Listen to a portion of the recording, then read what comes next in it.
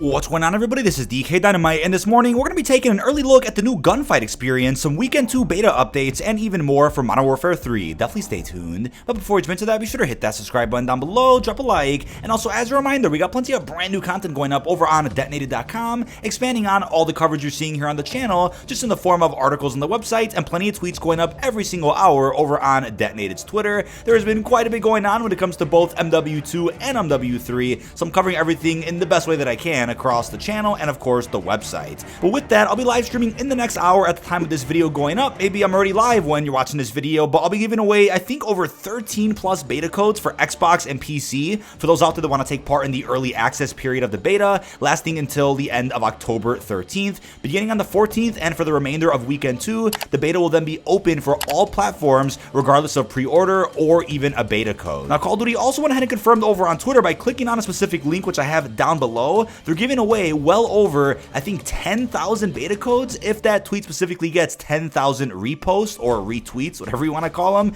There's also a link that I'll have linked down below as well, which is giving players out there a chance to get a beta code for every single platform.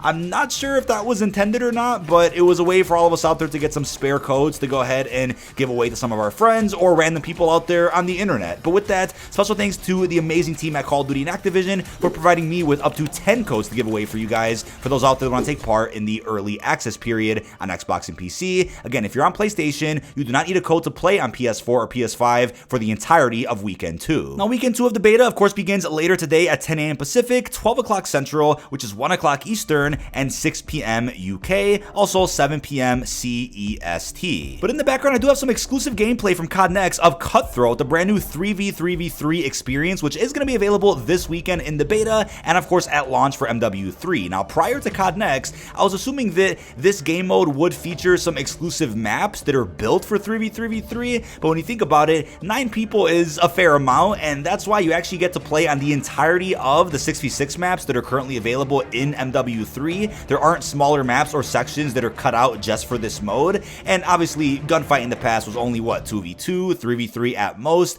That's why there were smaller maps made just for that experience, and honestly, this mode does feel like Champions Hill from Vanguard and then Gunfight from MW and Cold War had a baby. I mean, this mode does play fairly differently from those other 2 iterations, but it's kind of the equivalent of Gunfight. And with 3 different teams being on the map at once, you obviously have triangular spawns in the experience. It can get pretty sweaty, but I love the elimination aspect of the mode. That's what makes it a lot of fun, and you only have to win 3 rounds to win the entirety of the game that you're in. You can bring in any loadout of your choice, and again, you're playing on the entirety of the maps that are already inside of this game. It's unclear if they'll ever make any exclusive maps for this mode. I highly doubt that. This mode is probably going to be a little bit easier to support since there aren't any exclusive maps needed for the experience, whereas Champion Hill was a mode that I really enjoyed in Vanguard, but didn't get any updates past, what, the alpha or beta of that game. Gunfight, of course, got plenty of healthy updates over Modern Warfare 19, even Cold War, and even a little bit in Modern Warfare 2 right now, but this is a mode that I could see people out there really beginning to enjoy once the game does fully launch in the next few weeks. Now, speaking of the beta, though, here's a roadmap for what to expect here in our second weekend of the beta, again, lasting from October 12th until the 16th. Just a day after the beta ends, we're going to be seeing the beginning of the Haunting event in Modern Warfare 2 and Warzone. I'll be covering that quite a bit here on the channel as well, but this weekend, we do have the addition of High Rise, an amazing map that has been beautifully remastered here on the Modern Warfare engine,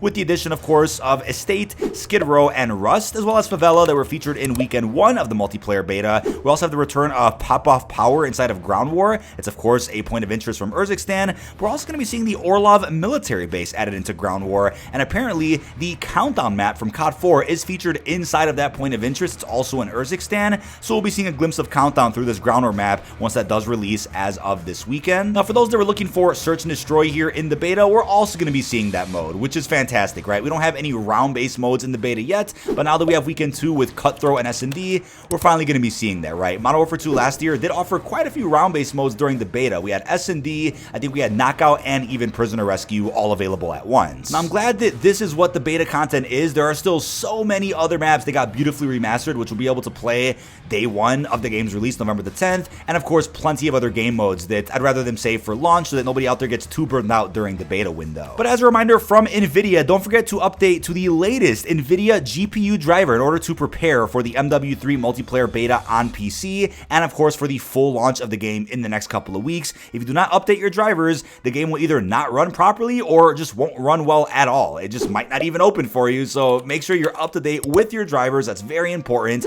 I do have an article that went up on Detonated talking about the best PC settings to use thus far that'll greatly improve your FPS and your graphic fidelity inside of Modern Warfare 3. I'll probably make that into a separate video here on the channel as well that you'll be seeing in the next couple of hours for those out there that are playing on PC this weekend and want to make sure that their game is running as best as possible. Now, the download for the MW3 open beta this weekend is around 28 gigabytes in size for COD HQ. Again, if you're on PlayStation, you also have a preload for the update this weekend, and I'm sure it even has some data that is going to be a little bit more relevant for the launch window, but they're kind of adding that into the data packs as of right now. So keep that in mind. If you guys do not have Modern Warfare 2 installed whatsoever, you have to download the COD HQ application, which is upwards of like I think 70 or 80 gigs, and the entirety of the beta is about 29 gigs in and of itself. So you have to download quite a bit if you don't have Modern Warfare 2. Now, thankfully, Sledgehammer's communication has been on point, and the game hasn't even released yet. But as far as beta feedback goes, here's what they had to say. So later this weekend, and obviously at launch of the game itself, we can expect the following when it comes to updates on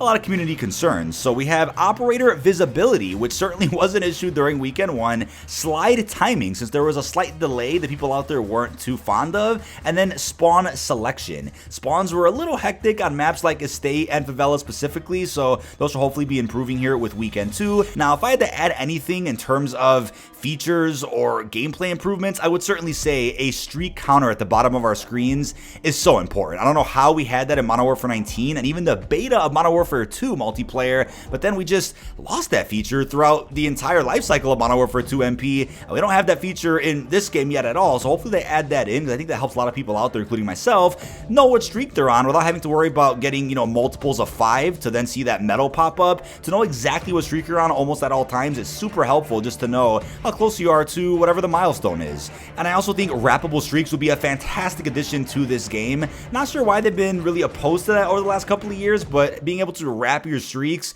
would make for even crazier kill games for those out there that are fairly sweaty in pubs. Now, as far as aftermarket parts go, Sledgehammer did confirm that only one conversion kit was available for the Renetti pistol as of last weekend by reaching level 20 with the pistol. That would unlock the Jack Ferocity conversion kit, which is pretty powerful. I had a ton of fun using it over at COD Next. All of us can use this right now in game, but there is one other conversion kit dropping this weekend for an unknown weapon. It's unclear what the weapon actually is. We're going to find out in the next couple hours when the beta does release. I'll keep you guys posted with that. We'll probably post a bunch of coverage about that new weapon over on Detonated. The conversion kits take weapon progression to a whole other level, allowing you to utilize a weapon in ways that you normally wouldn't, even after you've already maxed it out, whether it's max level with the pistol, whether it's having gotten all camos for it. Conversion kits change your weapon completely, and I think can really improve the longevity of the multiplayer this year. Now, again, the level cap is increasing with weekend 2 of the beta, now allowing us to hit level 30. For those out there that already hit level 20 last weekend, you can pick up right where you left off here with our second weekend of support.